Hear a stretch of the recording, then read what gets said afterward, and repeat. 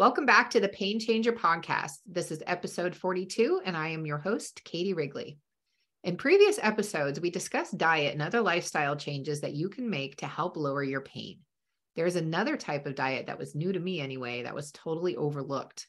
This diet has been scientifically proven to increase the health of your body, lower inflammation, lower blood sugar, increase mental acuity, and reduce symptoms of chronic diseases. Today's guest was a no-brainer for me to invite to the show. He's the first person that introduced me to the benefits of this type of diet, and I would be remiss if I didn't introduce him to you so that you can benefit from his knowledge too.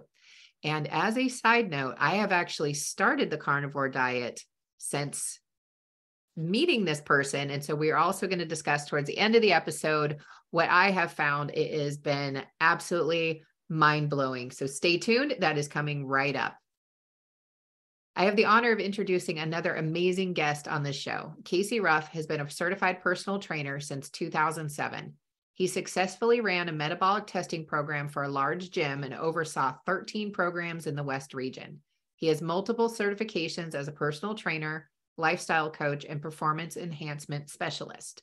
With his nutrition coaching certifications, he specializes in low carbohydrates lifestyles, including ketogenic and carnivore diets.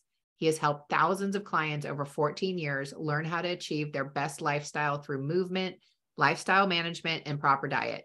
Together with Bethany, they created Boundless Body LLC during the 2020 pandemic. He is the host of two podcasts, Boundless Body Radio, which is an awesome show. I highly recommend it, and How to Make a Podcast, also an awesome show. He lives in South Jordan, Utah with his wife, Bethany, and their two dogs, Rex and Tucker, and their cat, Lily, and they are adorable. In his free time, he loves to cycle, play hockey, and paddleboard. Welcome to the Pain Changer podcast, Casey. Thank you so very much, Katie. It's such an honor to be here. Yeah, I really enjoyed the conversations that we've been having and everything you've been teaching me about the carnivore way of life. It is really opening my mind in ways I did not expect because, as we're going to talk about in the show, a lot of the science behind it is really counterintuitive to what you've been taught. Yeah, it's exactly the opposite. It's so strange and bizarre. And I want to point out that you and I have not talked about what you are going to talk about at the end of the episode, what you're the things you've noticed about the diet. So I don't know what that's going to be. And I'm really excited to hear. I think I have a few ideas based on patterns I see with some of my clients at this point, but we did not discuss how it's going for you. So this would be really fun. Yeah, it will be. I think the only thing we discussed is I was trying to get myself into ketosis, which isn't as big of a deal with carnivore as it is with keto. But I just, for some reason, I just needed to be in ketosis, and I was the other day. So I'm like, okay, I can let it go now. Nice. That's great. But let's start with the name of your company. So how did you guys come up with Boundless Body? Like, where did that come from? What does that mean to you? Yeah. My wife gets all the credit for that. She was the one that came up with it. We were unemployed during the pandemic, and the gym that we were working at had closed down. They invited us back to work, but back to 100% commission. And it was early May of 2020. We didn't have clients, and the clients we, were still kind of working with had already changed their behaviors, and they were, working out from home and trying to be outside as much as possible. And so it was tough to think about going back. We didn't know what we wanted to do. So we just started discussing, why don't we open up our own little company? We've both been personal trainers for a combined 20 years at that point. And so, it was, a lot of discussions outside on walks and trying to figure out if this was something that we could do. And she came up with the idea for the business Boundless Body, and I loved it immediately. One of our good friends makes logos, and he had a logo made within like 10 minutes. And I fell in love with it. And I'm telling you, like, it's cool to see like your logo and your font and like the stuff that you made out of like nothing. But the first day that I got the sticker, it was like something to actually hold in my hand. It was just a stupid sticker, but it was tangible. I was like, wow, this thing's real. So yeah, to us, being boundless means you're not bound up. You're not restricted in any way from the things that you want to do. And we, based on the advice that we've been given about so many different things in health and fitness and nutrition, we bind ourselves up, and we can reverse that and get out of that. But it takes basically unfollowing and unlearning all the stuff that we're told to be able to create that freedom to then be able to have an amazing life. And so I think of, my clients who they can go out on walks, they can go ride their bikes, they can go on hikes. They're not that hungry. They don't need to eat a lot. Like they just always feel good. And there's no real limitation on what they can do and when they can do it. And so, yeah, that was kind of our idea. And again, it was Bethany's idea and I loved it immediately. It's a great idea. And I love that theory of boundless body. Freedom is one of the things that I give my clients. So that's what I'm hearing in there, is that they have the freedom. They're not bounded by pain. They're not bounded by stress. They're not bounded by digestive issues, because the body's actually functioning the way that it's supposed to. That's just awesome. Yeah. Somebody like you can totally relate with everything that you've been through and gone through in your life, to feel restricted.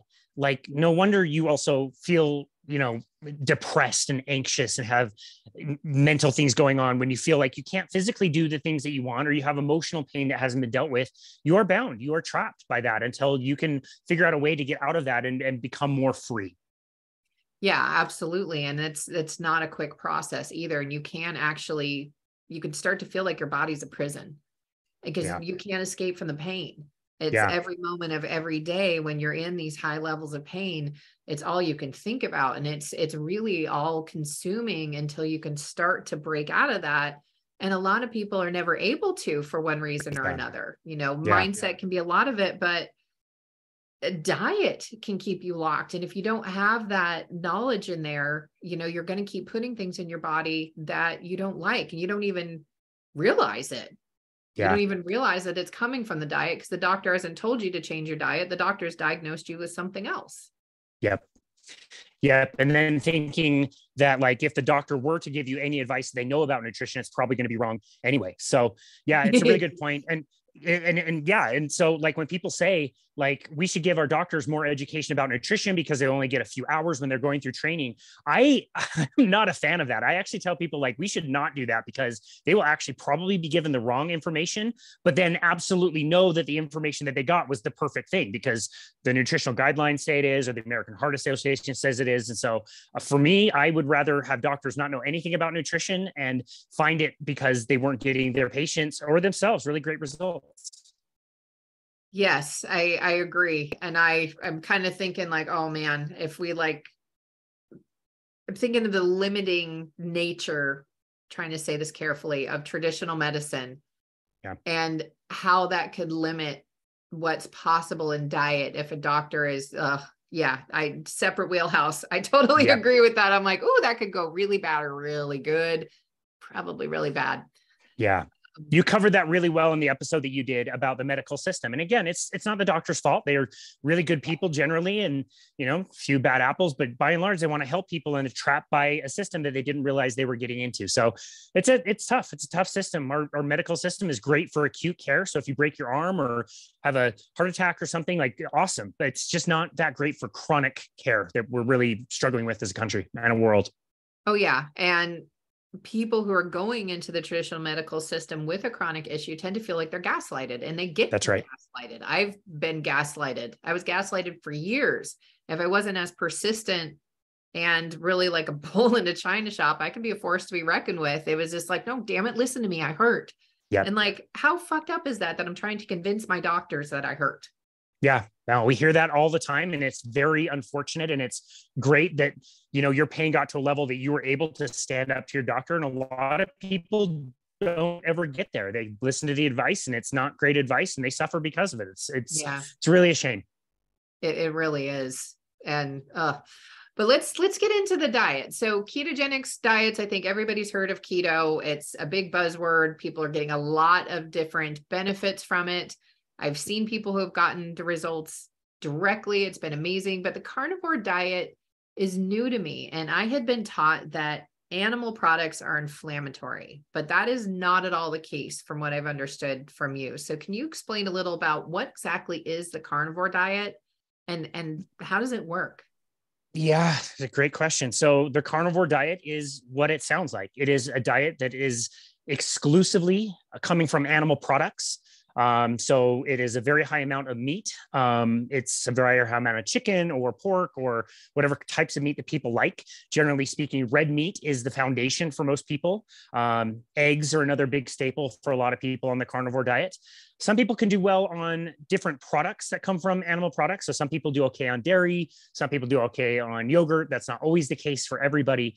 But a carnivore diet is the absolute exclusion of plant foods in the diet. And I do want to say that I consider a carnivore diet by the definition of a hypercarnivore, which eats 75% or greater of their calories from animal products. So that's not to say that we're not omnivores. That's not to say that people can't have some plant foods in their diet. They have to be exclusively carnivores. Some people do for the rest of their life. They have to because of a medical condition. And, if they go off of beef, salt, and water, literally just that, they get bipolar or they have migraines or they have terrible epilepsy. And so for some people, they do have to be on a strict diet. But the way I consider it is at least 75% of the calories coming from animal products. And look, it's 2023. This is a day and age where everybody is promoting a plant-based diet. The plant-based movement is as strong and as powerful as it's ever been for many reasons. Oh yeah. And if you are approaching a carnivore diet in 2023, you're either a total idiot or you're looking for something that world did not give you. And that's kind of why I landed onto this type of a diet. I was working with my clients for many years now. I was told everything that we needed to eat. We already knew in the personal training world, you needed to have lots of chicken breast and get your vegetables. The nutrition book behind me says you need 6 to 8 servings of vegetables every single day, 2 to 3 servings of fruit every single day, lots of whole grains, balanced meals. And we gave people all of that for years and years and years. And it wouldn't work. And I would say it wouldn't work in really 2 parts. First of all, it wouldn't work in the practical sense that not very many people could even do it. Like if I told you to eat that many servings of vegetables, you might be able to pull it off for like a few days or a week or 2 weeks, but with very few exceptions, I had nobody who was willing to continue down that path before they were so hungry and, they were feeling so bad and starving and craving sugar that they would just go right back to processed foods. So that was the first thing, is very few people could even do it. And second of all, the people that could do it, they really weren't seeing the results that we were telling them that they should see. They weren't getting stronger. If they lost weight, it was weight loss. It wasn't just fat loss. They were losing muscle and they were losing water. And then you were never you always had side things to deal with. Like this person can't lose weight and she has Hashimoto's, and this person has thyroid issues, and this person has gut issues and skin issues all at the same time. All these really common things that we sit around today and say like, oh, it's dad bod, or we're just getting old. It sucks to get old and get aches and pains. And you find this other world of these people who are doing the exact opposite. They're eating no vegetables, very little plant matter. And they're saying things like, I'm as strong as I've ever been. My skin feels amazing. I never get a sunburn. My gut issues magically just went away, where I was carrying around a roll of toilet paper everywhere I went. I never have to do that again. The stories that you were hearing were just absolutely insane. And I see it every single day.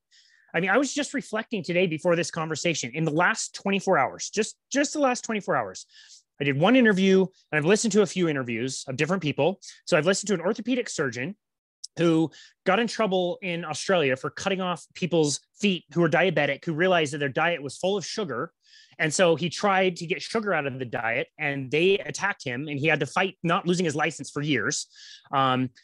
Whenever he told people to reduce carbohydrates out of their diet, just for shoulder issues, orthopedic stuff, such a high percentage of people would call him in a week or 2 and say hey, take me off for the schedule. I don't need that surgery that you scheduled me for. I feel great. His wife just went more strict carnivore. She was having arthritis problems in the finger. And she was like, it's gone. I asked how long did it take? She was like, 3 days. Yeah. Wow. So that was one.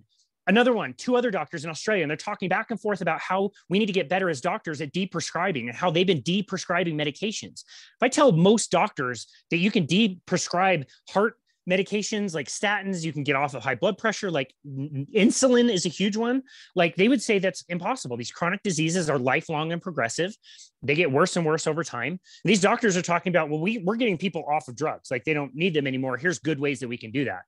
I heard a psychiatrist who was in the field for 10 years and she had a mental disorder herself.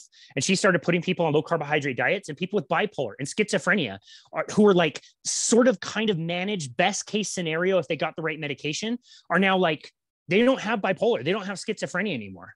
And she's writing a book about it. And anyway, that's just like today. And I'm thinking like all of these amazing things that the medical system is not fixing, that all these people are fixing like easily, quickly, efficiently. It's incredible. It's absolutely amazing. So I hope that answered the question. That's what the carnivore diet is. And that's some of the things that it's used for. Thank you. And I was actually going to ask, like, what were some of the results that you saw in clients that told you that you were on the right track? And you just answered that really well. So what's happening beneath the surface of the skin? Like what are blood tests showing when people are going and getting checkups after they've been on carnivore and they're not eating vegetables and they're not doing all the things that we've been told that we need to do to stay healthy? Yeah, great question. So I'll preface this by saying the first time I even heard of the carnivore diet was a doctor who went on the Joe Rogan podcast. He was in his 50s. And in this interview, he revealed that he, found low carbohydrate diets and got rid of his joint pain. And now he was doing nothing but eating ribeye steaks and drinking water. And as a 55-year-old, he's breaking records in the deadlift and in indoor rowing contests. And he's thriving. And he's recommending to their clients and they're thriving. And the first time you hear it, you're like, what in the hell is this guy talking about? This is insane. You don't eat any vegetables. You don't eat any fruit. That's so dumb. That's so stupid. So I even turned off the interview at the point that he said that he doesn't put as much emphasis on blood work as he used to. And his best indication that somebody is doing really well is by how well they are feeling today, as an indication that tomorrow and the next day they will continue. At the time, my company was selling lots of blood tests. I was doing lipid panels myself on my clients. And so I thought that was it. That's preposterous. I turned that off and only recently went back to finish that episode and listen to it again. What's happening in the blood is several different things. So I don't know exactly where you want to jump into this, but let's start with blood sugar. So at any given time, a human has, if their metabolism is working correctly, a human has about 4 teaspoons of sugar circulating in the blood, which is about 5 pints at any given time. So you have a massive amount of sodium, salt in your blood. That's why your blood tastes salty, not sweet, but a very small amount of blood sugar that you have in your system at any given time. Any more than that, like if it goes up to like 6 teaspoons, you are diagnosed with diabetes. You have type 2 diabetes. It's that tight of a tolerance that your body regulates sugar in the blood. Wow.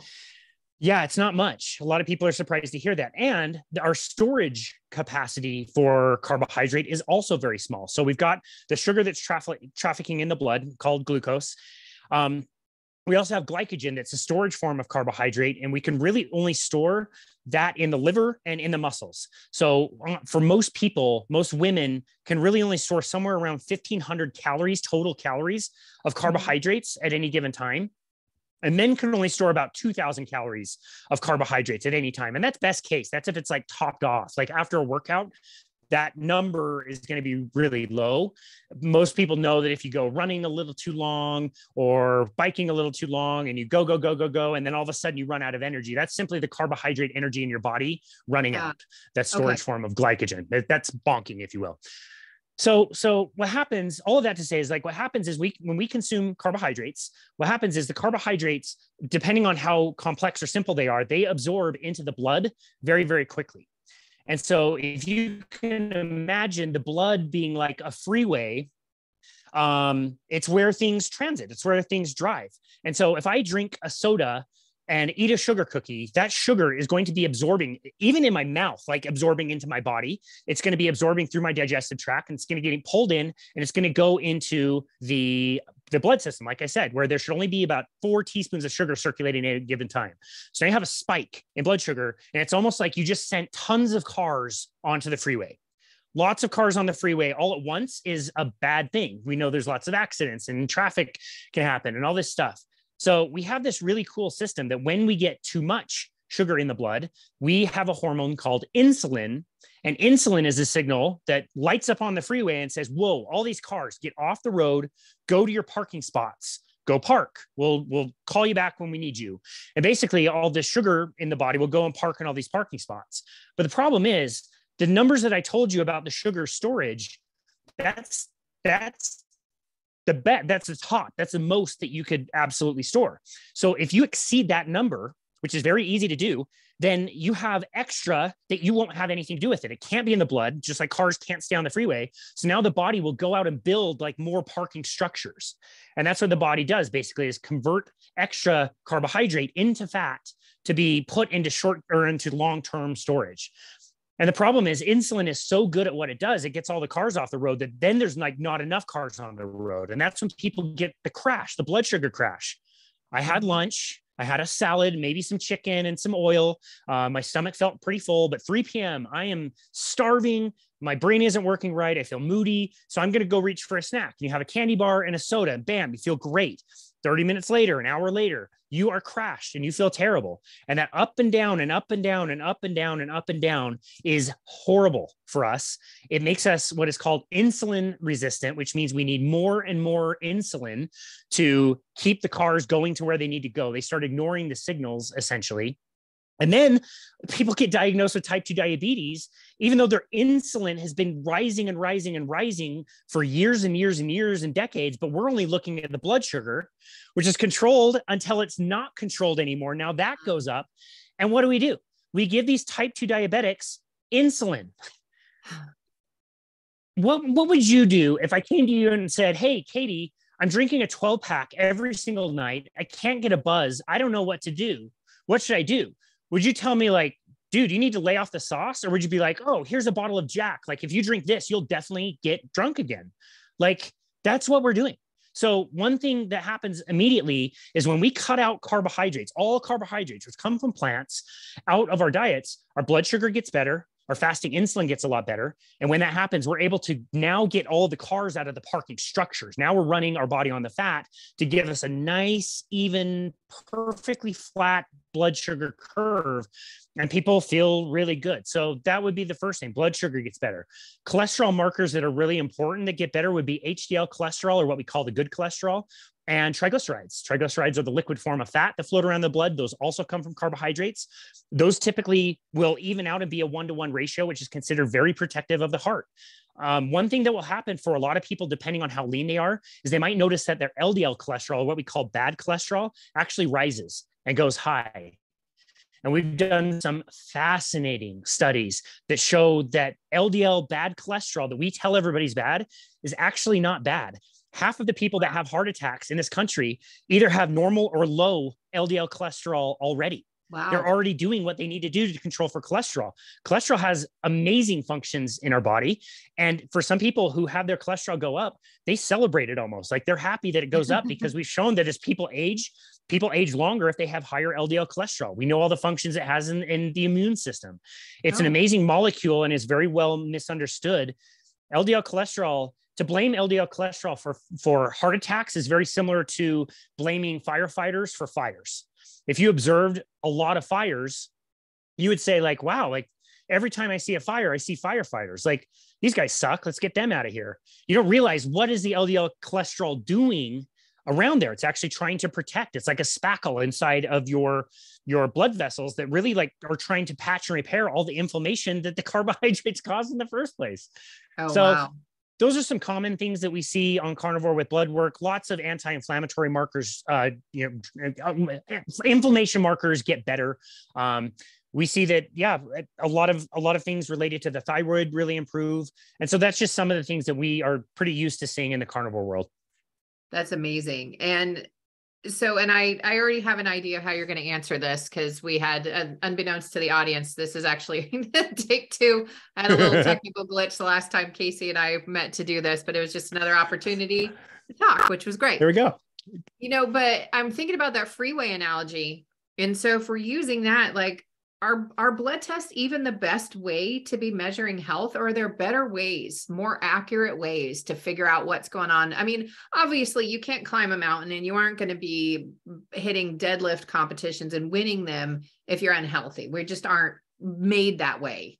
Yeah. But is there a better way or a more accurate, consistent way to check underneath the covers as someone's doing this diet and take a look and, oh, is this a good diet for me? Yes or no? Great question.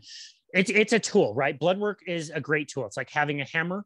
We use it. We like to see it. If somebody's getting blood work, I love to see what's going on. I don't pretend to know everything about what's going on, but it's a tool that can be used. We have a body fat scale that measures, body fat, and that's a great tool to use. We use all kinds of different assessments and timed things and stool sampling, whatever people have is really great. And we'll always take more information. But the blood work to me is like getting that snapshot of the freeway and not necessarily knowing what time it is. How much traffic is on the road, but is this 5 a.m. or 5 p.m.? This is really relevant for something like we were just talking about, LDL cholesterol. I can very accurately get somebody's LDL cholesterol to go way, way high or drop completely out. There are protocols that I could give you that would make your LDL cholesterol go down so low that your doctor would say like, yeah, your LDL is great. This is awesome. It's all about trafficking and how it works in the body. You can change those numbers drastically, and the blood work is changing all the time. And so I do put less value in it than I used to. Again, I think it's nice to know. I think there's certain things that are there that are helpful, but I think it's too dynamic. It's such a moving target number. This is why also, like, if somebody's going to check their blood for sugar, we can prick your finger. You can do that after meals or, 4 hours after meals or when you wake up, and, it's kind of painful, but it's still just a snapshot. You can do that multiple times a day, but this is where I prefer, like, if somebody wants to know their blood sugar, they can get a little patch on their arm called a continuous glucose monitor, and they can update it through their phone and Bluetooth and see real time, anytime, what's happening with their blood sugar. So they know exactly what's going on and what's affecting them. They know, like, oh, if I have peaches, my blood sugar is okay. But if I have watermelon for whatever reason, my blood sugar spikes, or when stress at work goes up. You see all of that, but it's in a continuous fashion. So you can draw a lot more conclusions. I think that's a lot more helpful.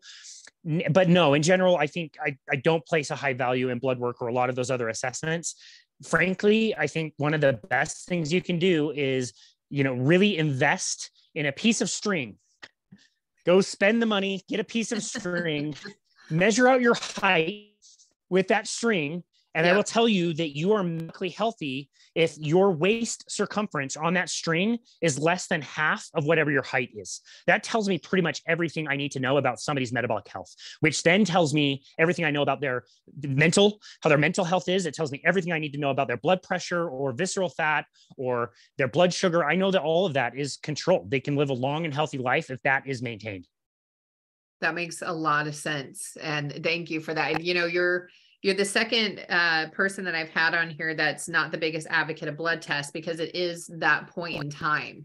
So what they had advocated for is something called the Dutch test, which is just really, it's more expensive, but it's a very comprehensive panel. And you do it 5 times. You're peeing on a piece of paper 5 times. It's a day where you're a little dehydrated because they really want your pee to be really concentrated to catch it. But it tells you everything that's going on. You've got all your hormones in there. You've got cholesterol, thyroid, the sex hormones, like all of that's laid out in there. It shows adrenal function. It shows like whether you're metabolizing things properly or not. So it gives you like this really deep dive, and it's not a point. And you literally write down the time of day when you do. And so there is a place on there, like they have guidance in the test, like you take it at, I think you start at 5 o'clock at night, but there's a place to write like write the exact time you take this, so that they can then correlate that to what the natural rhythms of the body are supposed to be doing at those times, so they can help figure out the overall health from there. So that was a useful test to me. Not something that sounds amazing. Very often, because like I said, it was like $500 for the test. I mean, but you're getting a deep dive under the covers, but you don't have to do it very often. Yeah, that's great. I would have a high value in that. And I would also just say, like, we need to make sure that whoever is interpreting the results really knows how to interpret the results, Yeah. because all of those things are all interacting with each other all the time. Yet we're used to seeing it as like a one line. This is where this is the high value, this is the low value. So you don't know how everything is changing everything all the time. So yeah, if you can do a test like that and find somebody who is really good at understanding all those interactions, that's fantastic. They actually offer that with the test is you can actually, I Cool. think you can, I actually was working with a practitioner who knows those and knew how to read it. So I didn't have an extra charge for that, but they do actually, they offer that within the company that you can have one of their experts give you the analysis, which I thought was Wow, pretty that's great. amazing. Yeah, that sounds like great. That's great. Yeah, that one was good. So one of my own hesitations, there were a couple, like you and I have talked about, I have hemochromatosis. So there is an iron component in there that I had been told, keywords, been told. We don't know yet what's going on, but have been told that I'm not really supposed to eat meat, should stay away from meat. And I've been able to keep iron lower on a plant-based diet. But then I started this other supplement called zeolite, which actually helps get heavy metals out of your blood. So it's an easier way to control it.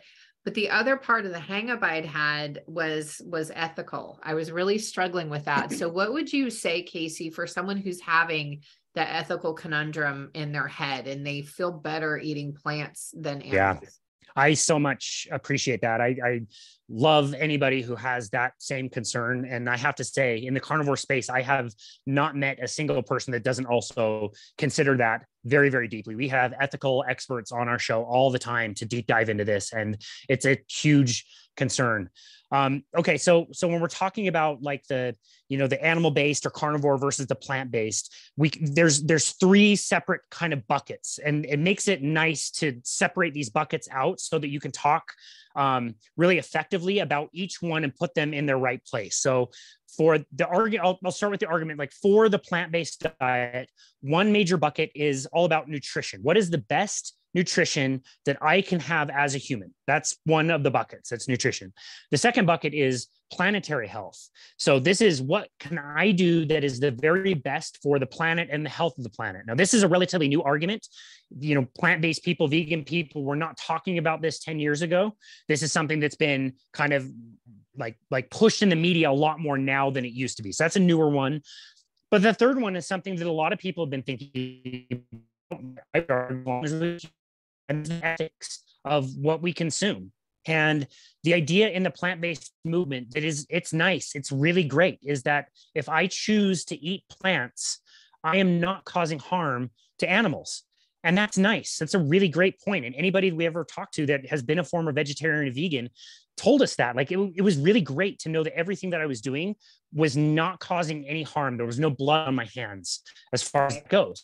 We have this thing, it's just part of our culture. I think it's related to Disney movies, frankly. Like we see cartoons and we fall in love with animals, but they're the big animals. We fall in love with bears and cows and the horses and the Bambis. And like, we're sad when, Bambi's mom gets shot, and like the big animal, the smaller the animal gets, the less we care, the less we can relate.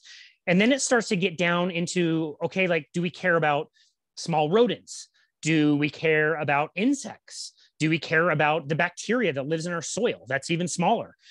So again, the idea is that if you're killing animals and eating animals, you're causing death and destruction to animals. And I just have to point out that agriculture is far, far, far more detrimental to animal health than eating a carnivore diet and using cows, harvesting cows as food. And I'll give you one example, and that would be a combine harvest at the end of a year when we're planting the plants that some people say we need to feed the planet, like the grains and the soy and all of the monocrops, the corn, everything. There are no crops, so it means, or I'm sorry, they are crops, and so they develop really small roots, don't go very deep, and they suck up the nutrients out of the soil, which is why we depleted the soil in the rest of our country and had to put a lot of like chemicals. But anyway, this habitation now where you plant in plants. They're killing everything that's not that one plant. That includes all the other plant that's not corn dies. Got to get rid of it. So whether you do that chemically or mechanically, you're killing all the plants. You're killing the soil by tilling the bacteria. And then animals have made their homes in the crops anyway.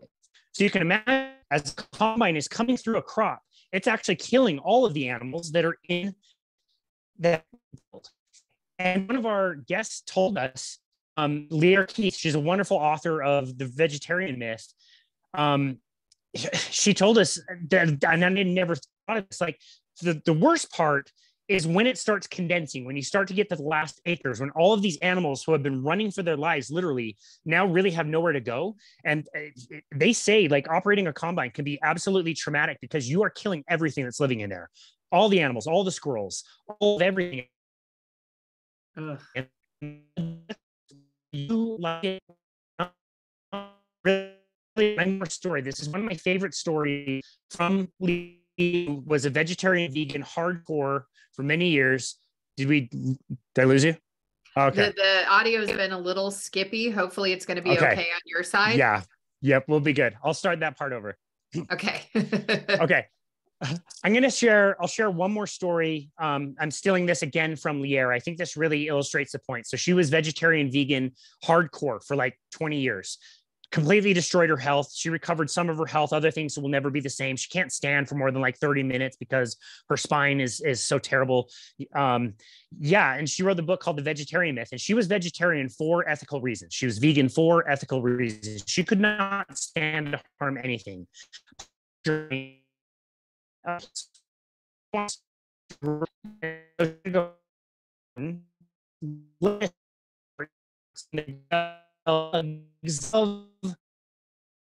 Let every army of come to eat all of the lettuce again. Yeah, none of that came through. Oh, I think you totally froze. The video is still frozen. Funny. Okay. But it was like as soon as you got into the story, like it got distorted again. It was like I think it's trying to come back. I know.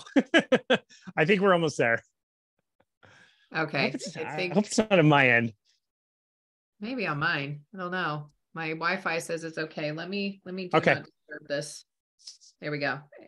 Airplane mode on that. That should help. Okay, no worries. That doesn't kill the internet, does it? Oh, it just changes the updates. No, I put it on my phone, so I got less sucking because I've got Comcast, so that just puts handled terribly. Gotcha. Okay, gotcha. All right, nice big edit in there. Okay, so the other story. Yeah, it's still a little fuzzy on my end. Like, I'm gonna wait like maybe a little bit longer. All right. Yeah, we can just let that go. I keep picturing all the little animals in that last bit, like you said. That's just it's heartbreaking. I need to find somebody who does that so I can get that confirmed. But the way she described it was like, holy shit, I've never thought of that. I hadn't either. And because they're not, that's where they live. So they're going to go into what's left. They're not going to go into unfamiliar turf. Yeah. It's horrible. Yeah. Looks clear on my side. Clear on yours? Clear on your side? Yeah. Okay. I'll start over. So there's another story I want to tell, and I'm going to steal this also from Lier. So she wrote the book, The Vegetarian Myth. She was hardcore vegetarian and vegan for like 20 years, and she really destroyed her health doing it. She should have listened to the signals, and it was ethical. She wanted to be vegan for ethical reasons. She could not stand the thought of anything being harmed to give her food. So what a noble reason to do that.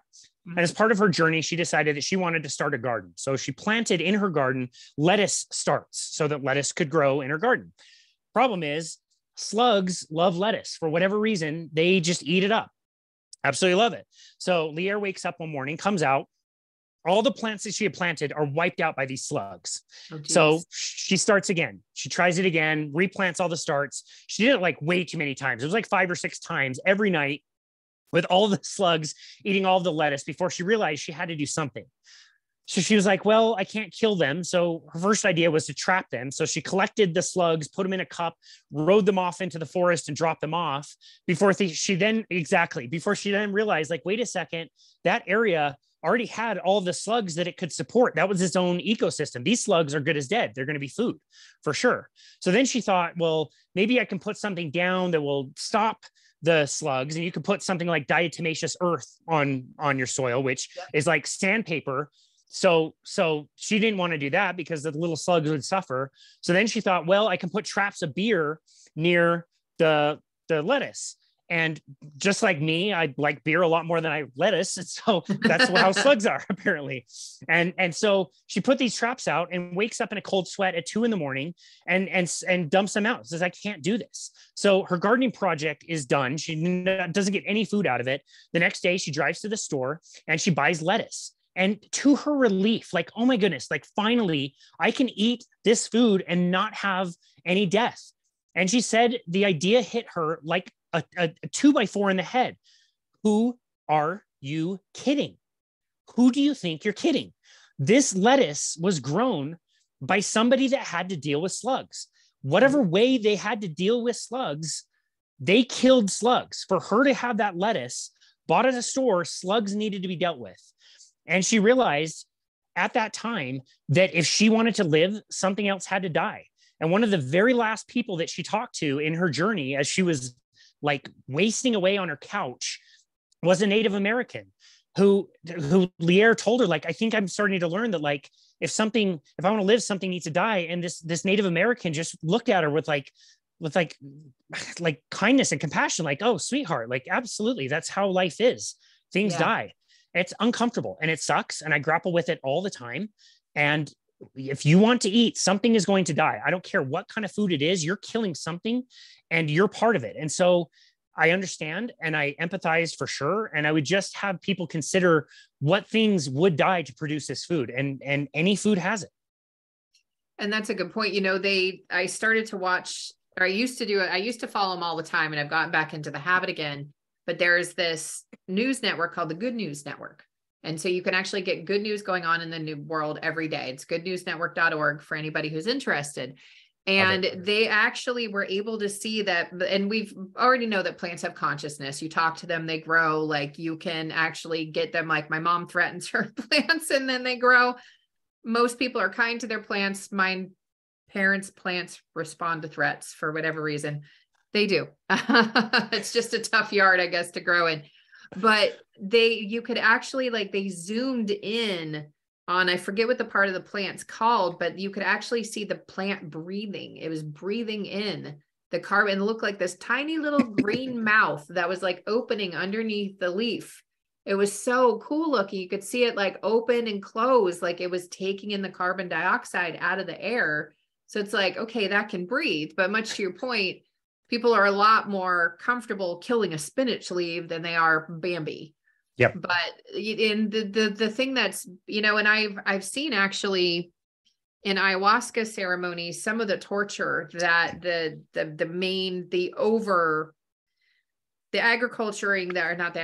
farming that we're talking about, where they're pumping them full of hormones and steroids and all kinds of crap, and they're feeding them awful stuff that they shouldn't be eating, and the birds never get to move and the cows never get to move. They've had miserable lives. They do not have ethical deaths like that. Like the mass, there we go. The mass farming is the stuff where you're really like, you're killing the spirit of the world, of the animals. Like, there's no respect for the animals in there. That's not what you're talking about. And there, you can go to the store. You can actually, there's a bunch of different levels of humanely raised products that you can have. So I think it's levels 1 through 4. You may know more about that than I do. But that's what worked for me, is to go get ethically raised meat. And I thank it too. Yeah. And sometimes it says thank you, or it says you're welcome in return. Not all the time. But there was some bacon I had the other day, actually, and I thanked the pig, and I heard this happy little, oh, you're welcome. I'm like, oh, you really had a happy life, didn't you? Like, That's amazing. Weirdest fucking thing to be in my kitchen and like hearing some spirit of a pig. It doesn't happen all the time, you know, but it's That's amazing. Every once in a while. And on the flip side, like it was years ago and it's happened twice, but I had chicken that apparently did not have a good life at all. And I was anxious the entire time I was digesting it, because this chicken had such a bad death. Like, I don't know what had gone down at that farm, but I never ate chicken at that restaurant again. Wow. Like, Wow. I'm like afraid to eat meat at this restaurant. I don't know where you guys are getting it, but and it was a really good pizza place. So wow. I just stayed away from anything meat related when I went there. Cause I'm like, I can't go through all that. It was like 16 hours of anxiety until it was fully like, wow. It sucked. Wow. That's crazy. We hear that story all the time from different carnivores. I will say just a few quick comments. I love that you're buying your meat from where you buy it from. We actually just very recently interviewed somebody who did extensive research in the cow agriculture, beef agriculture community, and has spent much time on grain-fed and grass-fed operations. So the operations that we say are, this is the very best and this is the very worst. And the message that I keep hearing from those people who look at all of it say that whatever hell you think that is for a cow, a feedlot, it's actually not even as close to as bad as you think it is. They're already only spending 20% of their lives on those feedlot operations anyway. All their other time is on grass, on ranches where they're consuming food on land that we can't farm. So that's one thing. But yeah, another thing that I just wanted to say is carnivores have decided that we don't have to draw the line between what is sentient and what isn't. Everything can be sentient. We can love plants. Plants are fucking amazing. They have amazing compounds. It's where we get medicines. It's where we get our plant medicines. They're fucking amazing. They've been here a lot longer than we have. They're way smarter than people give them credit for. They have all kinds of different chemicals to fight back against predation, which we can discuss if you like. But carnivores don't draw the distinction. We don't say that it's bad to kill a cow, but it's okay to, crush an entire field of corn or soy or whatever. Like there's no distinction. We appreciate all life. Where if you're eating a vegan or plant-based diet, draw the line. You're going to have to draw the line somewhere. And that's the uncomfortable part there is what is okay for you to just freely consume whenever you want. Like you're that entitled that all of this growing food is just there for you. Like you have to decide. And carnivores say that, you know what? Everything has a life. It has to be respected. And the story I hear from so many carnivores is my gratitude, my spirituality for my food is like this was alive. And now it's my sustenance for me and my family. And it's amazing that all of them say ubiquitously, like, I'm so much more grateful for my food now than I ever was before. And that was certainly my experience. Yeah. And I've felt that already. Only 2 weeks into the carnivore diet is like, which is, we'll go into this in a little bit more. Like, it's the easiest diet I've ever done. It's so easy. And when you had first mentioned, I'm like, that sounds crazy. I'm like, I'll try it. But yeah, I would love to dive deeper into that. Totally losing my train of thought, what you just said. Toxins. Thank you. Yes. The toxins that are coming out from the plants. So what does that look like when a human is eating these toxins? What are we talking about? And what are we seeing that happens in people when they're eating toxic plants that are supposed to be healthy? Great question. So we've left the kind of like ethical box and bucket. Now we can go to the health bucket. And this argument goes two ways. And so as a carnivore and as somebody that studied this a lot, my first side of the argument is to say that animal products are the healthiest and safest foods that you can possibly be eating in a form that is the most bioavailable, that is the best way that our bodies are set up and have evolved to consume. We are carnivore. Our brains work like carnivores. Our eyes are pointed forward like hunters. We don't have flat teeth. We actually don't even have sharp teeth. We've got molars. So we have to do something with technology to process all of our food, whether that's soaking or fermenting or cooking, which is what we need to do for our meat. Our stomachs have a very, very high acidity that aligns up not only with carnivores, but actually scavengers. So a human gut can actually do very well with meat that has gone bad historically, and that would have helped us through evolution. We have very long, short intestines where we absorb all the fat and protein that we get. And we have very short, large intestines, which is a fermentation chamber for carbohydrate. We can tolerate some, but we're not set up like different animals. So you look at a cow has 4 stomachs, fermentation vats that are taking grass, cellulose, and actually converting it for for consumption into fats and proteins that are then bioavailable for animals like us. They did the work that we can't do. We can't ferment. We're not even like our closest like primate relatives. They continue to eat plants. They have huge guts. Those single guts are fermentation vats. They have to ferment their food, which is why they spend 14 hours a day eating food. And we, for whatever reason in our evolution, we went down a different path. We made great sacrifices to walk on two legs, have shoulders that were not great at hanging as much anymore, but we're really good at throwing. We can throw way better than any other creature out there. And we're good at all kinds of different movements. And that helped us evolve and take over every continent on the world. And we did so by eating our species appropriate diet, which is animal products. So that's the first argument. It's part of what made our brains grow. It's part of what gave us energy. It allowed us to go long periods of time without food. Humans are amazing at fasting. We are built to starve. We starve really, really well. And that's all because of the particular diet that we chose. So the first part of that argument is to say that animal products are the food that we've been consuming for thousands and thousands and thousands of years, and it's safe and bioavailable and is what makes us us. The second part of the argument isn't even necessarily that you can consume plants and plants are okay or plants are neutral. The argument that we're making is that there are many, many, many plants that are actively harmful and toxic. And I would submit that every plant has some level of toxicity. Some is very low and is really not a concern because that level of toxicity can build up over time and probably never really cause problems. We can detoxify things over time. But other foods that are consumable, which is a very small percentage of any plant anyway, in the plant kingdom, they have toxins and chemicals that the plant uses for its own uses. Not for you, not for me, not for the people that are eating it. It's for its babies. Plants are no different than us. They want to do the same thing. They want to repopulate the earth. They want to spread around the earth and conquer the world, just like we do. But they have different structures than we do. They don't have physical legs. They can't run away. They can't fight back.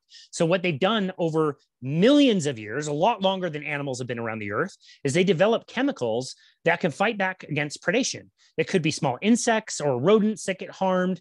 It could be a buildup of a bigger animal over time that can build up and cause a lot of problems. These can be phytates and lectins and sulforaphane and histamine.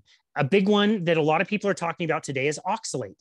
Oxalate is a crystal that plants use not only as a mechanical defense. So think about the feeling of like chewing spinach.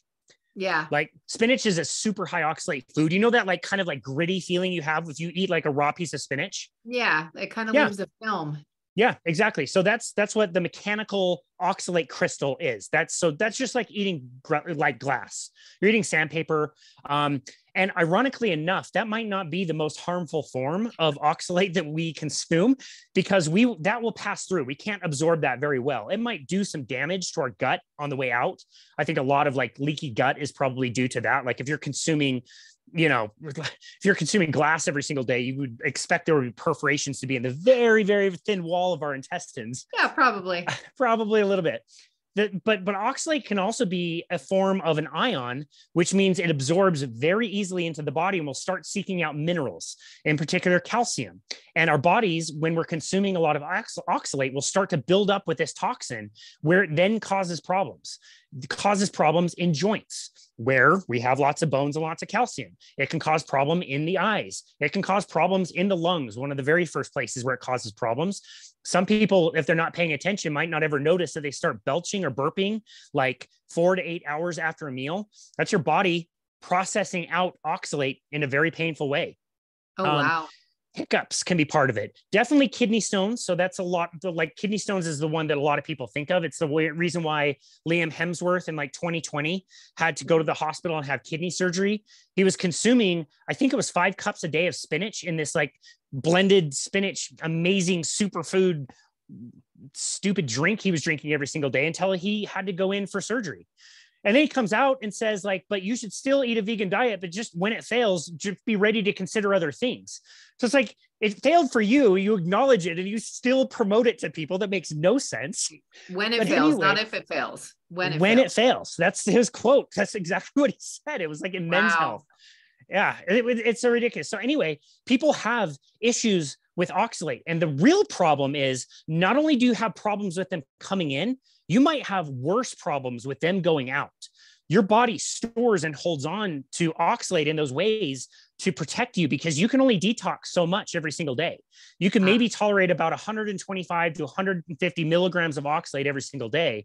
Well, that blended superfood beverage that you drink every morning that has cups of spinach and almond milk and chard and beets, I did that every single day.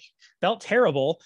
That could have 2,000, 3,000 milligrams of oxalate in that one dose. Like wow. People have died by eating too much rhubarb all at once, or eating too much spinach, or not spinach, a star fruit all at once. This is a very highly lethal, toxic product. So your body is going to try to hold it so that it doesn't express out of you.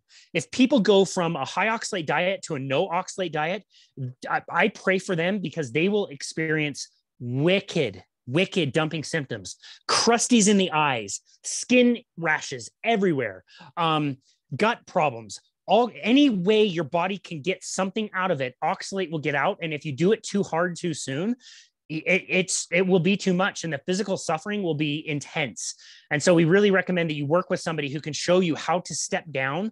As one of our former guests and author of the book Toxic Superfoods, her name is Sally Norton, describes, you have to like leave oxalate like you're leaving baby in a room. Like you just slowly kind of back away. She had vulvar pain. She found a low oxalate diet because she had a hysterectomy, but her parts like were on fire every single day. And to the point that she wanted all of it out. It was so painful. And she found a foundation, the Vulvar Pain Foundation, that has been writing about a low oxalate diet for a long time. This is not new. It's just that we're suffering from it a lot more than people think because we're eating more almonds and spinach and kale and chard and dark chocolate. Sorry, everybody. Any nuts and seeds, these are all chemicals in the parts of the plant that it wants to protect. And they can build up and they can cause a lot of damage. It's crazy. And the nuts and seeds are recommended. The nuts and seeds are recommended. That is the plant's baby. That's the thing it most wants to protect. Oh. This is exactly why if you eat a seed, it's a seed when it comes out. It's protected. The plant knows that it needs to save that seed with certain oils and casings and different things that it gives the seed so that then the seed could grow. This is why a very low toxic type of a plant food would be fruit. Fruit, generally speaking, doesn't have a lot of toxins in it. Now, why would that be? Well, they're bright, they're beautiful, amazing colors, they taste amazing to everybody. You just benefited the plant when you ate the fruit because the plant thinks, well, great, somebody ate the fruit, they got the seed, now they're going to go poop out somewhere, fertilizer with the seed, so now a new tree can grow, and you just serve the plant that way. And so the plant offers that at a very seasonal time, not all year, very seasonal part of the year, so that you can benefit that plant. And so that's a more safe food that I think more people can handle. The big problem now is we breed our fruits for sugar and fructose. And now they're huge bombs of sugar and fructose, where a normal apple is not what you see at the store. A normal carrot has nothing to do with what you see at the store. Like navel oranges are not a thing. Cavendish bananas are not a thing. Like Bartlett pears, these are all fruits that we have made to be uber sweet. And now they're sugar bombs. So that's the problem with fruit, but it's not the toxins, ironically, because you help the fruit. You just get a big hit of sugar. And the problem is we do it all year round now, rather than just doing it at the special time, the end of summer, early fall, when we need to store that sugar as fat, like we described earlier, because we're going into winter. So it's a crazy story, but I think it's a way bigger problem than anybody is willing to admit. Yeah, I would say so. And there's been so much movement towards the plant-based diets, towards the plant-based everything. And, of course, ethically sourced, there's always that ethically sourced piece that's in there no matter what, or making it sustainable, I think is a better word when we're talking environment. It's just amazing to me how far we've gotten away from what really works for us and the way that we were supposed to eat, the way that we were supposed to live, like intermittent fasting is part of carnivore, not because it's regulated. Like you hear intermittent fasting is part of keto. I don't know enough about it to know whether that's part of it. You just wind up intermittent fasting with carnivore just because you don't need to eat that much food. So then your body's going into autophagy, which is, if I understand correctly, that's where the cells are getting cleaned up That's kind of where the street sweepers going in and cleaning up all the shit on the freeway while Love the cars are it. parked where they're supposed to be. Love it. Yeah, I love that. The analogy I'll give on autophagy, which is an amazing process, is like imagine you're building a building and every day you get a delivery of bricks, new bricks, fresh bricks every single day. And so if you break a brick, it's no problem. You just throw it in the junk pile and you don't need to worry about it. Well, if the delivery stops, now you get no new bricks. And well, now what the hell are you going to do if you need to keep building your building? And you start to figure out like, wait, these are broken bricks, but what if I glue these two together? Well, that's one good brick and I can use that. And that's what your body does when it's in a fasted state. It's absolutely amazing. And I'll give you another really great example. Some dude at my little community center that I go to lift weights and go on walks has been walking around the track. And I've noticed that he's just like melting away. And I've seen this before, so I knew exactly what it was. I didn't have to ask, but I chose to. I stopped him and I was like, hey, dude, you've lost a lot of weight. You're smaller every time I see you. What are you doing? Fasting. Guess what? He does not look big anymore because his skin is being absorbed by the body. The skin is a protein that can be recycled through autophagy.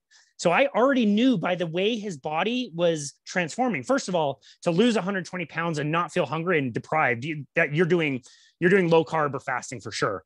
And second of all, like when I can see that your skin is reabsorbing and getting used, you're fasting. That's the only way you can do that. You look at before and after pictures of people that do fasting, they look like they haven't been overweight a day in their life. It's amazing.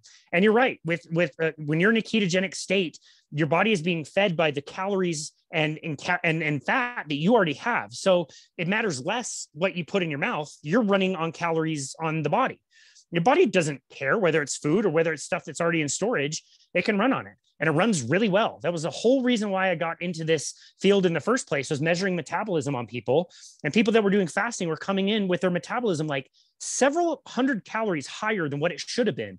And it never made any sense. Like, how are you not eating any calories, but you're burning a ton of calories and all of it coming from fat? Like, what is going on? And that's what led me to all of this to begin with. And yeah, when you're eating that way, you don't force fasting. You just say like, eat when you're hungry, stop when you're full, and don't eat again until you're hungry again. It's really amazing. It's like you said, it's so easy. It's so easy. It is. The hard part was making it simple, keeping it, letting it be easy. Cause it's like in my head, I'm like, okay, we got to get into the diets free. In my mind, I'm like, wait, I ate twice today and I'm done. I'm not hungry and I'm not craving anything. Like, what the fuck just happened? This is a diet? Frankly, that's the thing I need to work with when I coach people is permission. Like I don't have to do any coaching. People already know what they want to do, but giving permission to say like, you can do this. It can be very simple and you'll just do fine. Just whatever sounds good that day. Maybe it's salmon, maybe it's bacon, maybe it's a steak, whatever meat sounds good. Go eat that until you are so satiated. You don't even want to look at the food anymore. You have an aversion to it. You're on track. That's all you need to do. That's it. Yep. Yeah. And that was, and I love that. And I was telling someone I was talking to about being on the diet. They're like, well, how much can you eat? You know? And I'm like, you eat until you want to stop eating. And they're like, huh? I'm like, you can't overfill. Like, it's not like carbohydrate where you can override that because your body's craving it, even as you're putting it in. It's fat, it's protein, it's salt, like you said, and there is a maximum amount. And I always remember thinking like, I can eat some major food though, if I get the munchies going or something. And no, there were a couple of days where I was still craving sugar. But then in talking to you, I'm like, oh, I'm still eating sugar. Cause I was looking at the low toxic foods that you had given. And like, you were allowed to have an apple, like you point sugary. And I was just craving berries one day. So I grabbed berries cause I'm like, oh, they're low toxic. I could eat them. And then I'm like, okay, this is actually keeping my sugar cravings alive. Like I'm done craving sugar. Let me just wipe those out. And so I haven't had, the only carbs I've had this week are in my supplements. I started them again on Wednesday. So I had 0 carbs on Monday and Tuesday. Wednesday, there's, it's 12 grams of carbs total in my supplements in 2 of them. One has 4 and one has 8. None of them have sugar. It's stevia. It's different stuff, but it's like they have some fruits in there. So there's those elements that are within that, but there's also an oil that I take. So I'm not actually, I don't know how to do the net carb conversion because it falls apart for me when I do that. So I just don't even bother. So I'm sure it wasn't even 12 because I had fat and protein in there too. Yep. But that's it. That's all I'm getting in carbs. And I ate twice today. I think I ate before noon. It's 5 now. I'm a tiny bit hungry, but I'm actually not going to need to eat again until tomorrow. It's more like habitual hunger, if that makes sense. Absolutely. Like my brain's going, hey, you haven't eaten. I'm like, yeah, but I don't actually need to, and if I wake up tomorrow and I'm feeling a little brain fog, like, okay, you didn't have enough calories the day before. Eat an extra big breakfast, get the fog gone, and there you go. Yep. Not a big deal. No, not at all. Here's a great example. We'll use your personal experience working with me. Okay. So if you signed up when I got my nutrition certification back here somewhere, back in 2017, I was recommending lots of grains, lots of fruits and vegetables, lots of meals, meal planning, all your snacks in between, lean protein, blah, blah, blah. If you worked with me with nutrition, I would sell you twice a month, 1 hour session where you'd come in and see me. We would stock up the nutrition office with Kleenexes because everybody needed them. And we would tell people what to do. Here's your meal plan. Here's how you're going to balance all your vegetables and get the rainbow and eat your whole grains. You would come back in 2 weeks because you would need the session. You would probably be emotional. And my coach, what I was trained to coach you on is behavioral therapy. So I would say like, oh, well, did you eat every meal until you were 80% full? Did you make sure you journaled in your food journal about your feelings around food? No, you didn't do that. Well, you didn't do it good enough. Oh, you got 5 servings of vegetables on Tuesday. Well, we told you 6 to 8. So let's work on how can we get you 6 to 8 servings of vegetables in a day. It was great because I knew you would come back every other week for a year or 2 years. Like that's good business. Such really good business. And I can always find something where you fucked up and I can blame you for it every single time and say like, okay, we'll coach around this, but yeah, you weren't very mindful on Saturday night in the party. Why didn't you have carrot sticks before you went to the party? It was great. It was easy. You and I talked for 30 minutes once. Yep. Do we need to talk again? No, I mean, it's easy. Like I may have questions sometimes, but no, I mean, and there's no discipline either. And before we go into more of the results from the diets, you had told me something fascinating about cereal one time when we talked. And I would love for you to share that in this episode. And like, where did this idea for having this cold cereal, what we have grown up with, the food pyramid and the have your milk and your cereal and put milk in the cereal and have your juice and have all this extra sugar and shit on your stuff in the morning. Like, where did that come from? Part of this complete breakfast. Yes. Part of this complete breakfast. And oh my goodness. It's enriched like crazy, but like, I haven't eaten cereal in years because it's so enriched with iron. Like you can go to YouTube videos. And so people will like, if you put cereal in a bag with milk and you let it sit, the iron will actually pull out of it. You can see the iron shards in the cereal. It is insane.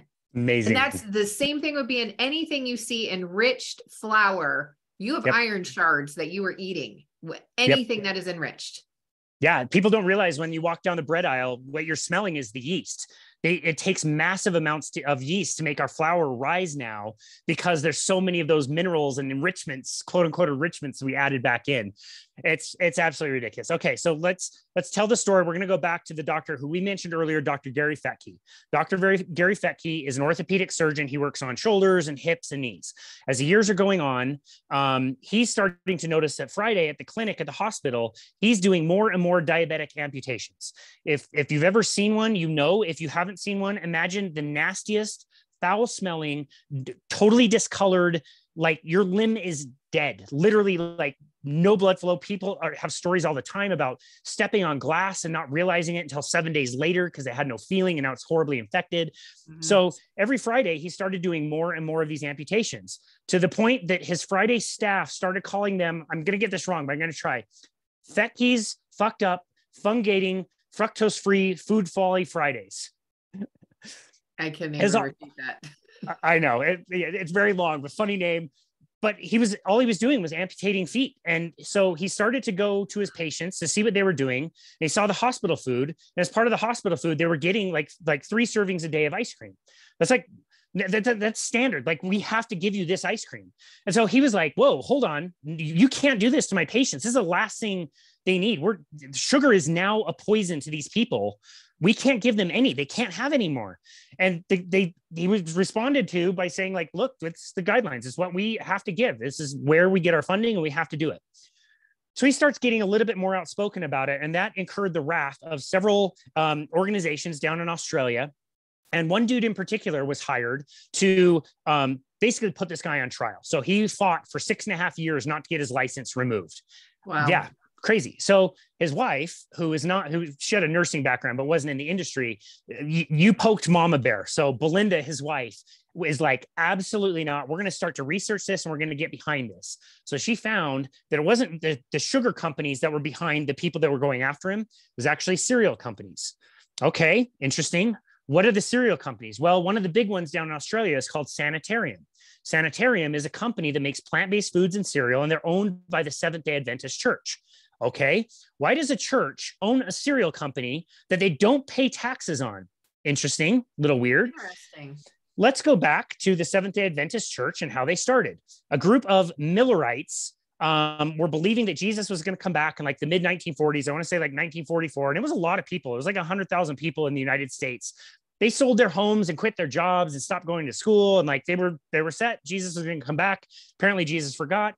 So Ellen White, a very young girl who, as a young girl, had a concussion, started getting visions from God saying that God had actually moved spots. He's still around, but he's still working things out and he's doing different things, but he's in a different spot.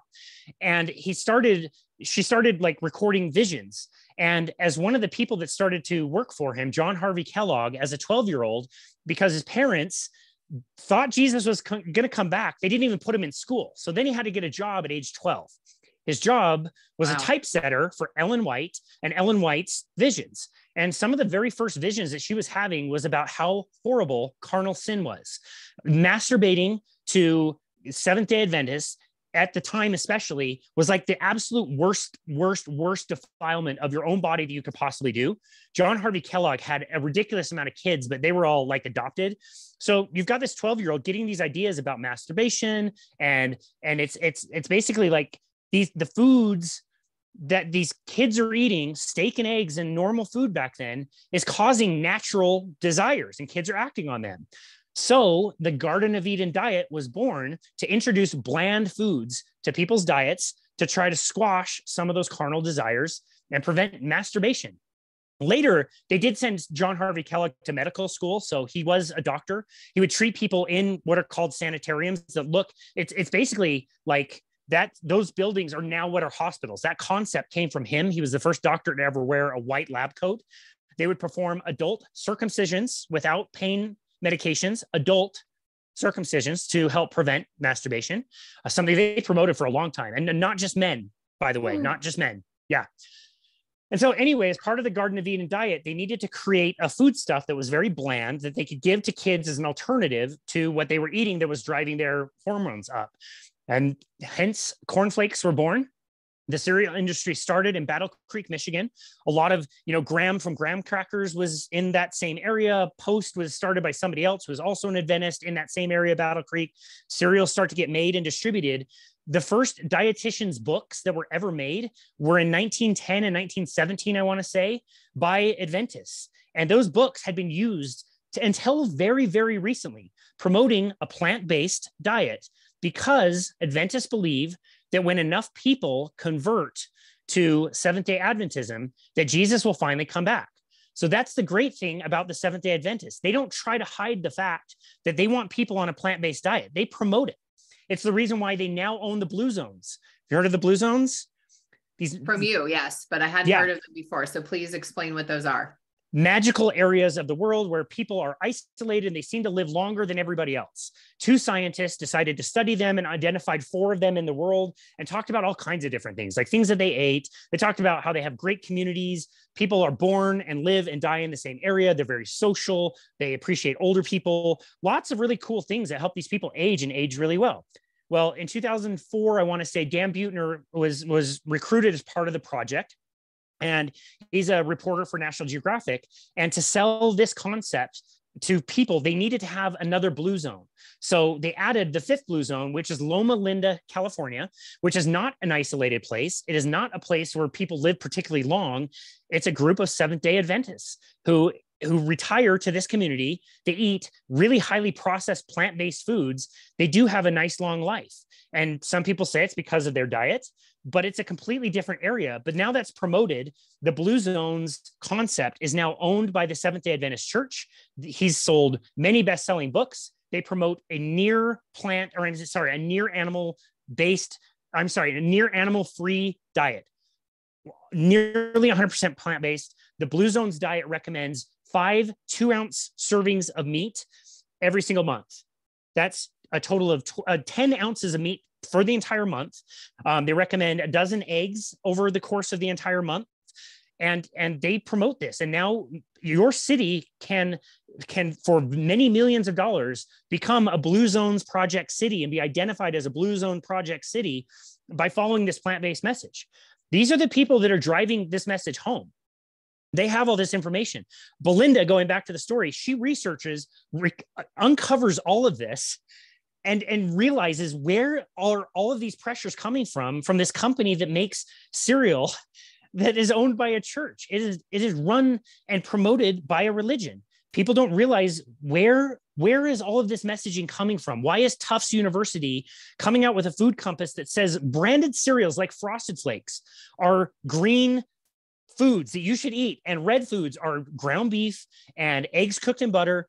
It's madness. It's absolute insanity. And people don't know. And they're trying to do the best that they can.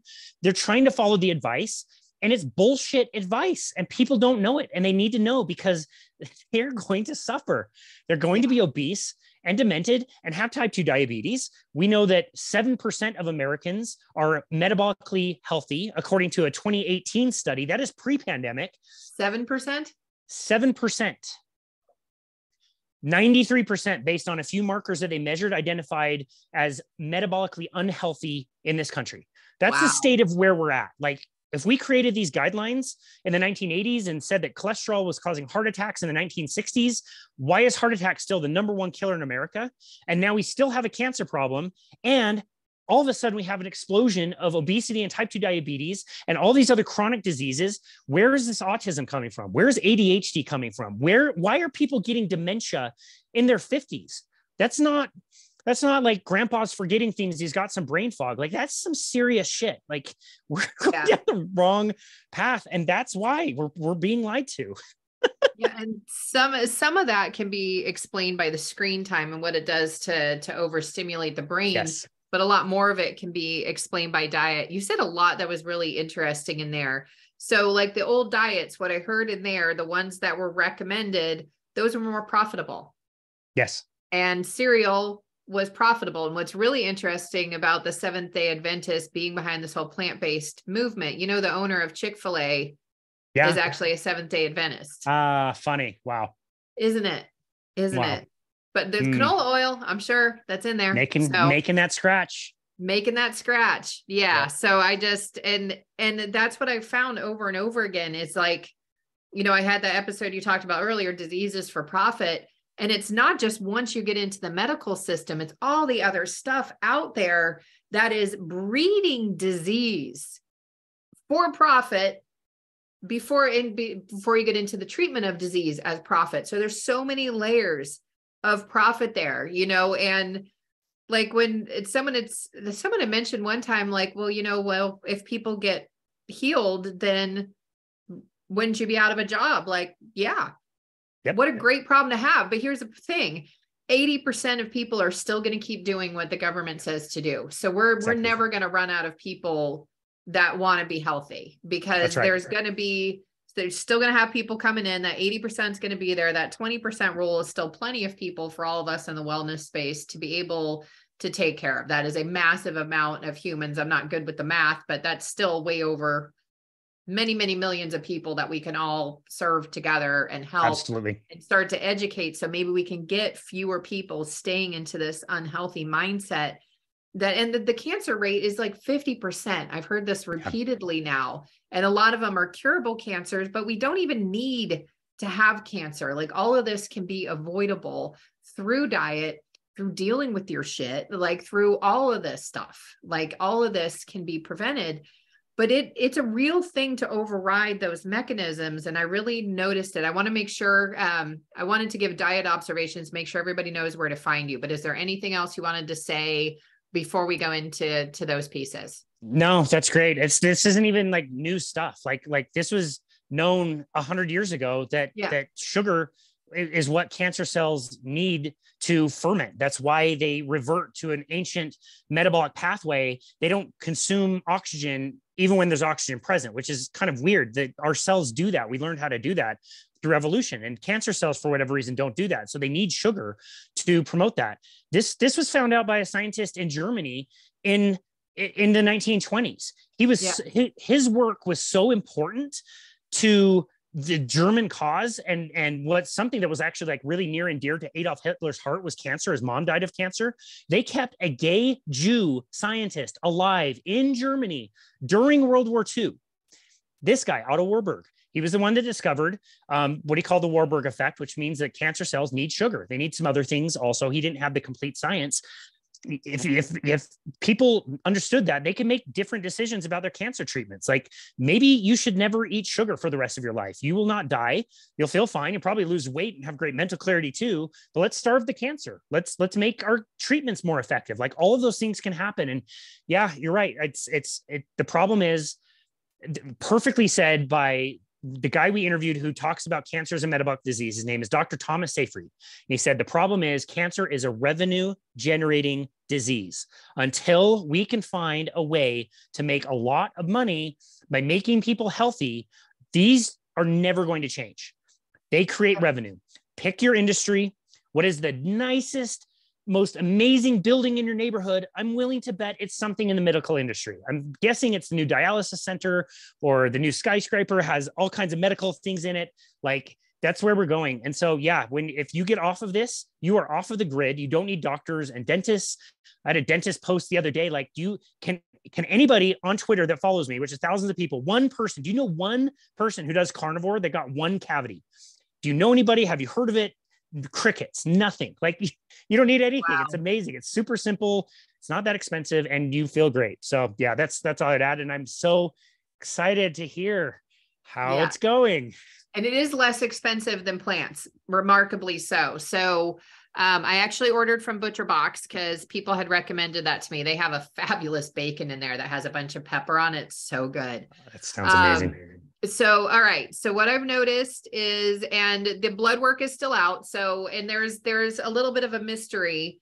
So part of what you've helped me understand is that as I'm eating more meat and getting rid of these carbs, my liver function is going to improve so that I'm not likely to go into iron overload or really trigger this condition I have. And in fact, it may actually wind up reversing it and deactivating that gene because my liver function is working so much better. But we don't know, or maybe actually in time, like about when that would happen in the process. But I'm giving labs. I have labs next month. And even if my iron's high, I'm going to stay on the carnivore diet because something tells me it's just going to take longer, because it'll only be probably a month that I've been on the diet by the time I go get lab work. I don't remember when I'm having that. But I'm not very hungry. And the hunger, when I am hungry, it's different.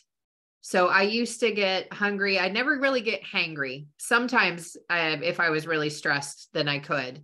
But I would start to get the low blood sugar shakes. Like you said, like I would actually feel the energy leaving my body. Whereas now it's just, it's not as drastic. It's not as painful. And what was really noticeable to me, so I do bar with my mom twice a week. And before I started carnivore, I had to make sure I ate before I went, because I went one time and I hadn't eaten yet, and it's not a super hard bar class. So I'm like, I'll just eat after. I literally had to go to the restaurant across the street before I got home because I had the blood sugar shakes and I didn't think I was going to be able to get home without eating. Like I literally could not even make it 15 minutes home. I was that hungry. I'm like, I have to go get a sandwich. I have to. And I plowed it immediately before I left, like totally undid the bar class. And then I did the same thing and wasn't hungry in the morning after carnivore. And this was the first week. This was like 5 days into it. and I didn't eat. I just had my tea with some goat's milk, and I moved that. It used to be with coconut milk. I changed that to goat's milk. No carbs in it at all. And I was hungry at the end of the workout, but I was not ravenous, and my energy didn't drop when I was working out. I still had plenty of energy, because that was the other thing I realized in class. Like, I had to do less and less because my energy was just going down the drain. And I kept the energy for the whole class when I was on carnivore, and I was able to get home instead of having an extra expense and all that stuff and eating. I mean, it's a great restaurant. I actually love it, but it's filled with carbs, and I won't be going there for a little while, but it's absolutely delicious. It's super easy to intermittent fast. I'm actually going about 18 hours a day without eating. Amazing. Yeah. I'll eat twice. Like, I was aiming for 16. And then like yesterday, I think I had a snack at 2, because I think I didn't eat enough the day before. I'm like, let me grab a couple more calories. And then woke up feeling great this morning and had a nice big breakfast. And then I had a bacon quiche for lunch. Yum. And it had like an onion in it, which the onion felt a little weird.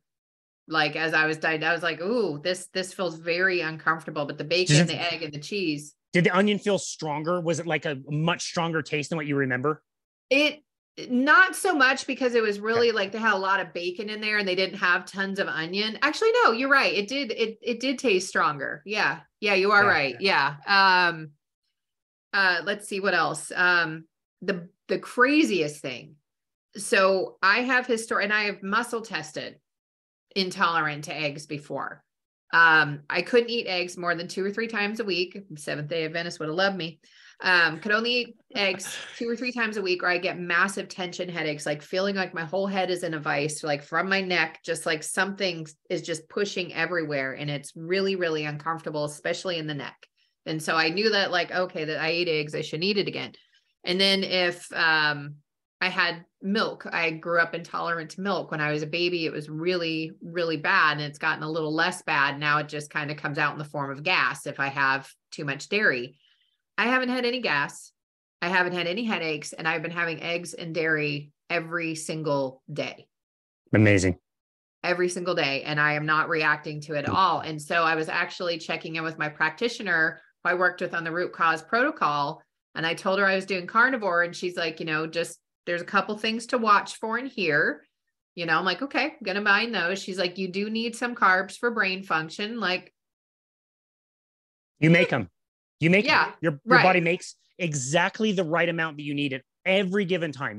There's no carbohydrate necessary that you have to consume. Carbohydrates are necessary inside the body, but your body makes the exact right amount at all times.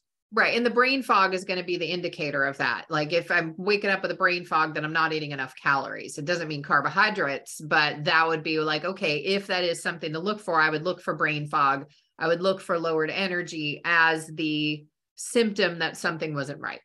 You could increase your calories. You could increase your fat, especially fats that are very ketogenic and convert to ketones really easily. Like an MCT oil would be an example of that, where basically it's a fat source that it's impossible to be stored. It has to be burned. And so by having something like an MCT oil, your brain's alternate fuel, your brain will reduce its requirements for glucose. It needs some. It'll need about 20%. But the rest of it can be fed, and probably preferably quite happily, by ketones. And so as long as the ketones are coming up and supplying that fuel, that should be taking care of itself. So I would assume, just a guess based on my observation, is that will pass for you very quickly, regardless of more calories or less calories. I'll bet you that will just kind of go away in another week or two. My guess. And I'm only 2 weeks in, and it says it takes 2 to 4 weeks to adapt. So I just want to mark that for everybody as well. The poop factor, because we talk about poop on this show, that's different. That's very different. There's not nearly as much. It's not difficult, but I take magnesium in a probiotic, but that's what I've been on for years for my body. Magnesium on and off, but there's not nearly the volume. And it's not nearly as nasty as it was, because it's shit is shit. I mean, there's a reason you say, oh, I got the shit end of the stick. It's because it's not pleasant. It's waste. It's leaving your body. It's done. Bye-bye. It's not a pleasant thing, but it's not like, it's weird. So It's I used to, good weird. it is good weird. I used to have books and magazines in my bathrooms, like next to the toilet. And soon after starting carnivore, it's like, well, this is stupid. My bathroom trips take 5 seconds. Like there's not a lot. It's going to come out very easily and very quickly. And it's just fine. Like, imagine if I'm giving you the right exact perfect fuel that you needed and that your body was designed to run on for hundreds of thousands of years, and you just have it and you ate the right amount. Your body stopped you when you were too full, and you're using all of it. None of it is really going to waste. A very small amount is going to waste. Where the other way, people that are constipated, we just tell them to have more fiber. If they have digestive issues, we give them more fiber. That's the last thing we should do. That's more bulk. That's more stool you're going to have. That's more waste product that has to pass through you, and it's going to cause more damage. So that is a story I hear across the board on the carnivore diet. It's cool that you observe that. Yeah, it's really fascinating, and it makes sense too. That if your body is using more, then there isn't going to be as much waste product. But what's amazed me, I've tried to do intermittent fasting multiple times before, and for a couple of days, I could go 16 hours without eating. And I was like watching the clock, white knuckling it, like, I can do it. And like at 16 hours, you're barely into autophagy too. Like you really want to actually push past that if you can, from what I understand about it. And I have a friend that she's done it for over a year and she looks amazing. She's lost 30 some odd pounds. She works out regularly. Like she's in the best shape that I've seen her in years. And she has one big meal a day. That's it. Yep. And she just eats once a day, and she's really gotten used to that, and it really works for her. And so I'm like, I really want to try this. I could not do it until I got to the carnivore diet. And then it's like on day 2, I'm like, at first I'm like, all right, let's just change to the meat. And then I'm like, oh, wow, I just went 12 hours without eating. Am I hungry? No. Okay. Well, let's just keep going. And important to point out that you did it. Your example that you gave earlier was the exact right, perfect order of doing things. If you think the way we would have lived, how other carnivore animals live, is like when you get hungry, it means it's time to hunt. And if you get hungry the way that a carb addicted person will get, you have less energy. You feel worse. Your blood sugar is tanked. When you get hungry the way a carnivore should get, you get dialed. You're in the fucking zone. Like your brain is turned on because you need to go hunt. And if it just happened that like every day of not getting food, you got worse and worse and worse, we would have never survived. We need to get better and better and better. So the body starts burning more fat, producing more ketones, brain energy goes up. Then when you find your food, you attack it. That should be a feast meal.